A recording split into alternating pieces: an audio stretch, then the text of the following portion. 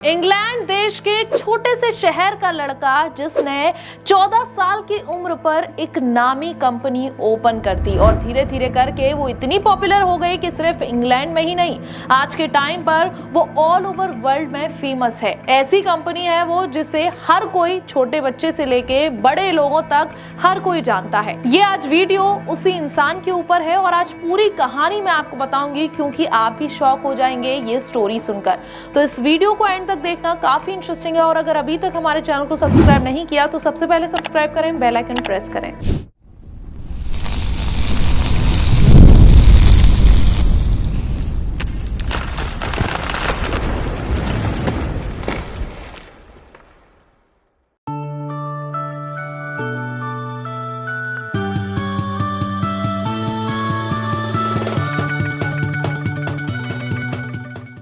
तो कहानी की शुरुआत करते हैं। मैं आपको बताती हूँ कि कैसे एक छोटे से लड़के ने एक बड़ी कंपनी ओपन कर दी।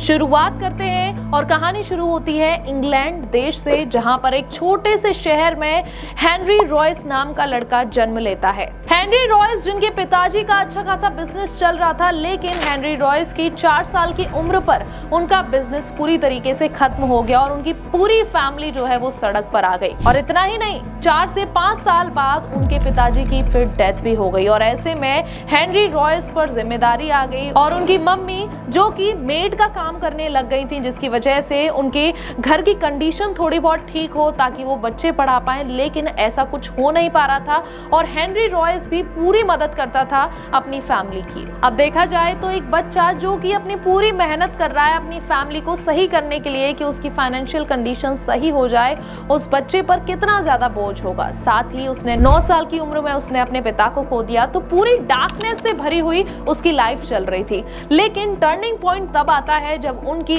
उम्र 14 साल हो जाती है और 14 साल में उनकी एक नेबर में आंट रहती थी, जिन्होंने हेनरी रॉयस में पोटेंशियल देखा और उन्होंने बात की ग्रेट नॉर्दर्न रेलवे कंपनी में और वहां बात करके फिर रॉयस को एज एन अप्रेंटिस लगवा दिया। 3 साल वहां काम करके उस बच्चे ने सब कुछ समझ लिया, किस तरीके से मैथ्स होती है, किस तरीके से ये वर्क करती हैं, इंजीनियर का जो भी वर्क होता है उस बच्चे ने अपने 3 साल दे दिए और रात दिन एक कर दिया, जिसमें कि उन्होंने कारपेंट्री, मैथ्स और इलेक्ट्रॉनिक्स ये सारी चीजें समझने में टाइम लगा दिया। 3 साल पूरे बीत गए। 17 साल की उम्र में एक फुली मैकेनिक बन चुके थे वो, उनको पूरी तरीके से हर चीज की नॉलेज हो गई थी और 21 साल की उम्र पर वो एज एन इंजीनियर एक कंपनी जो कि मैक्सिम वेस्टर्न कंपनी थी उसमें काम कर रहे थे। लेकिन उस कंपनी की फाइनेंशियल कंडीशंस ठीक नहीं चल रही थी, जिसकी वजह से वो कंपनी कभी भी बंद हो सकती थी और ऐसे में उन्होंने वो जॉब छोड़ दी। कई और अपॉर्चुनिटीज भी थी जिससे कि इजीली उनकी जॉब लग सकती थी, लेकिन उन्होंने यह डिसीजन लिया कि क्यों ना मैं अपनी खुद की इलेक्ट्रिकल इंजीनियरिंग कंपनी ओपन करूं। अब उन्होंने अपनी सेविंग्स में से 20 पाउंड निकाल के वो सेविंग्स लगा दिए एक स्मॉल जगह लेने में और कंपनी खड़ी करने में, जिसमें कि उन्होंने अपनी कंपनी का नाम रखा FH रॉयस एंड कंपनी। उन्होंने अपने दोस्त अर्नेस्ट क्लैरामोंट जो कि उन्होंने पार्टनर के तौर पर उनसे डील की। अब ऐसे में जो भी काम उनको मिलते जा रहे थे उस वक्त पर, चाहे वो छोटे काम हो या बड़े काम हो, वो उस काम को बखूबी तरीके से निभा रहे थे। चाहे वो स्विंग मशीन को ठीक करना हो या फिर किसी भी लाइटनिंग या इलेक्ट्रिकल फिटिंग को सही करना हो। उन्होंने मार्केट में एक चीज नोटिस की कि इलेक्ट्रिक फिटिंग और साथ ही लाइटनिंग की काफी ज्यादा कंडीशन मार्केट में खराब हो रही है, तो ऐसे में उन्होंने खुद से आर्क लैंप, बल्ब होल्डर और इलेक्ट्रॉनिक डोर बेल खुद से मैन्युफैक्चर करने का सोच लिया और इसी से उनकी कंपनी की किस्मत जो है वो पूरी तरीके से बदल गई, क्योंकि 1900 के टाइम पर उनकी कंपनी 20,000 पाउंड्स को भी क्रॉस कर गई थी। सब कुछ काफी अच्छा चल रहा था, उनकी फैमिली भी अच्छी चल रही थी, फाइनेंशियल कंडीशन भी काफी अच्छी थी, उन्होंने जो कंपनी ओपन की थी वो भी काफी ज्यादा अच्छी चल रही थी। लेकिन फिर इसी बीच एक ट्विस्ट आता है और 1901 में जर्मन और American companies British electronic market में एंट्री लेते हैं। जब मार्केट में इतनी तगड़ी कंपनीज उतर के आएंगी तो जाहिर सी बात है कि कंपटीशन काफी ज्यादा बढ़ जाएगा और ऐसे में जो इलेक्ट्रॉनिक इक्विपमेंट्स थे उनकी प्राइस काफी ज्यादा डाउन पर चली गई थी। अब यहाँ रॉयस पर काफी ज्यादा मेंटल प्रेशर बन रहा था, क्योंकि वो अपने सामने ही अपने बिजनेस को बर्बाद होते हुए देख रहा था, जिसमें कि प्राइस ड्रॉप हो रही थी और उनका भी बिजनेस सही नहीं चल रहा था, जिसकी वजह से उनकी हालत काफी ज्यादा खराब हो गई, वो बीमार हो गए और जब डॉक्टर पर ले जाया गया तो उन्होंने कहा कि बस आपको आराम करने की जरूरत है, फ्रेश एयर आपको चाहिए होगी और इसके लिए आप कार में ट्रेवल करो और फ्रेश एयर में घूमो तो आप सही हो जाओगे। उन्होंने एक फ्रेंच कार जो कि डेकोविल थी वो भी खरीदी। अब ये कार उस वक्त काफी ज्यादा चल रही थी, लेकिन इस कार में काफी ज्यादा दिक्कतें होती थी। सबसे पहली दिक्कत तो यही थी कि ये कार आवाज करती थी, दूसरा ये हीट होती थी कार जब चलने के बाद, तीसरा ये था कि इसके इनइफेक्टिव ब्रेक थे। अब यहाँ हेनरी रॉयस ने जब ये चीज नोटिस की तो उन्होंने सोचा कि क्यों ना इसमें कुछ माइनर चेंजेस किए जाए इस कार में और इस कार को एक अच्छी कार बनाया जाए। तो उन्होंने माइनर चेंजेस की जगह उसको पूरी तरीके से रीडिजाइन कर दिया और ये कार उन्होंने इस तरीके से रीडिजाइन की कि वो डेकोविल कार से काफी ज्यादा अच्छी थी, जिसमें कि उसके जो भी फंक्शंस थे वो काफी अच्छे से वर्क कर रहे थे। और यहाँ पर ही हेनरी रॉयस ये समझ गए कि क्यों ना अब अपनी खुद की कार बनानी चाहिए। अब हेनरी रॉयस ने बिल्कुल अपना माइंड मेकअप कर लिया था कि अब मुझे अपनी कार की कंपनी ओपन करनी है, हो सकता है मेरी अगर ये कार बनने के बाद लोगों को पसंद आई तो मेरा काम चल सकता है। उन्होंने एक टीम हायर करी और उन्होंने कार की डिजाइन्स बनाई, उसके बाद उन्होंने कार बनाना चालू कर दिया। इवेंचुअली रॉयस की 10 हॉर्स पावर और 2 सिलेंडर वाली कार बनके रेडी हो चुकी थी। 1 अप्रैल 1904 के टाइम पर इन्होंने ट्राई किया कि अब इसको रोड पर टेस्ट करना चाहिए कि ये जो कार है वो कैसी चल रही है, स्पीड कैसी है, अगर ये आवाज तो नहीं कर रही, मशीन सही से काम कर रही है या फिर नहीं। ये टेस्टिंग के लिए इन्होंने उस टाइम पर रोड पर अपनी कार उतार दी। पहले ही इन्होंने सबसे पहली डिस्टेंस 50 किलोमीटर की इन्होंने तय करी, वो भी बिना डिस्टरबेंस के। ऐसी सेम कार 2 उन्होंने और बनाई, उन्हें भी टेस्ट किया गया, जो भी कमी उन्हें उसमें लग रही थी वो काम करने लगे उन कमी पर और ऐसे करके काफी अच्छी कार्स वो बनाने लग गए थे। अब एक एग्जीबिशन लग रहा था जिसमें कि रोल्स रॉयस की भी कार थी और ऐसे में एंट्री होती है चार्ल्स रोल्स की। वो एक पैशनेट मोटर्स थे और उनका खुद का एक सुपीरियर क्वालिटी कार्स का सक्सेसफुल बिजनेस भी था और वो already luxury British car maker को ढूंढ रहे थे। और जैसे ही उनकी नजर इनकी कार पर गई, एग्जीबिशन में उन्होंने इनकी कार को देखा तो ये काफी ज्यादा खुश हो गए और ऐसे ही करके उनकी डील होती है, उनकी मुलाकात होती है और वहां पर चार्ल्स रोल्स और रोल्स रॉयस जो हैं वो दोनों मिल जाते हैं और एक जॉइंट वेंचर करते हैं जिसमें कि उन्होंने डिसाइड किया कि अब वो सारी कार्स को सेल करेंगे।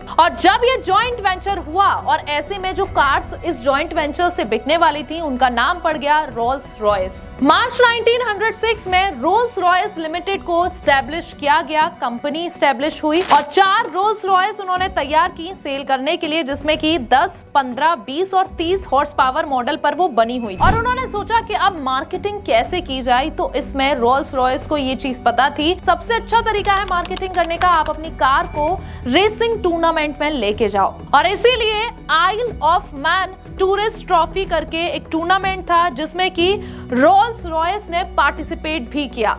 इसके अलावा जीते भी और ऐसे में उन्होंने कई स्पीड रिकॉर्ड्स भी बनाए। बाद में उन्होंने धीरे धीरे करके एक कार लॉन्च की सिल्वर कोस्ट नाम करके और वो इतनी ज्यादा पॉपुलर हुई और इतनी ज्यादा लोगों को वो पसंद आई कि इनकी कंपनी का नाम और ज्यादा बढ़ गया और इनकी कंपनी काफी तेजी से ग्रोथ करने लगी। इतना ही नहीं, उस टाइम के जो किंग्स, क्वींस और इंडस्ट्री लीडर्स थे उनकी फर्स्ट चॉइस, फर्स्ट प्रायोरिटी इन्हीं कंपनी की कार थी। यहाँ मैं आपको बता दूं कि इनका मिलना और इनका बिजनेस इतना सक्सेसफुल होना काफी ज्यादा अच्छा लगा लोगों को। साथ ही दूसरी चीज ये थी कि चार्ल्स रॉयस को सिर्फ कार्स में ही नहीं, उनका एविएशन में भी काफी ज्यादा इंटरेस्ट था, काफी ज्यादा दिलचस्पी उनकी थी। लेकिन इसी बीच एक भयानक हादसा होता है। जैसा कि मैंने आपको बताया कि उन्हें एविएशन में काफी ज्यादा इंटरेस्ट थे वो, तो ऐसे में 12 जुलाई 1910 के टाइम पर वो एक प्लेन उड़ा रहे थे जो कि राइट फ्लायर नाम का था। फ्लाइट के दौरान एयर फ्लाइट का जो टेल था वो टूट के गिर गया और ऐसे में वो 100 फीट से फ्लाइट नीचे आ गिर पड़ी, जिसकी वजह से एक्सीडेंट हो गया और चार्ल्स रॉयस की उसी वक्त डेथ हो गई। यानी कि एक 32 इयर्स ओल्ड पर्सन जो कि इतना ज्यादा सक्सेसफुल हो गया था, बिजनेस इतना अच्छा चल रहा था, लेकिन इस टेरिबल इंसिडेंट की वजह से उनकी मौत हो गई। इसके बाद वो काफी ज्यादा शॉक में चले गए। वो शॉक से उभर नहीं पाए कि 1911 के टाइम पर उनकी तबीयत इतनी ज्यादा खराब हुई। जब डॉक्टर से उन्हें कंसल्ट कराया गया तो पता चला कि उन्हें बॉल कैंसर है। अच्छा खासा सक्सेसफुल ऑपरेशन उनका हो गया, लेकिन फिर भी डॉक्टर्स ने कहा कि ये सिर्फ 3 महीने के लिए ही जिंदा रह पाएंगे। लेकिन बेड पर पड़े हुए भी उन्होंने हार नहीं मानी और वो तब भी सिल्वर घोस्ट के डिजाइन बना रहे थे और जो भी काम था वो अपना पूरी तरीके से निभा रहे थे। उसके बाद 3 महीने में उनकी इतनी अच्छी रिकवरी हुई कि वो पूरी तरीके से सही हो गए।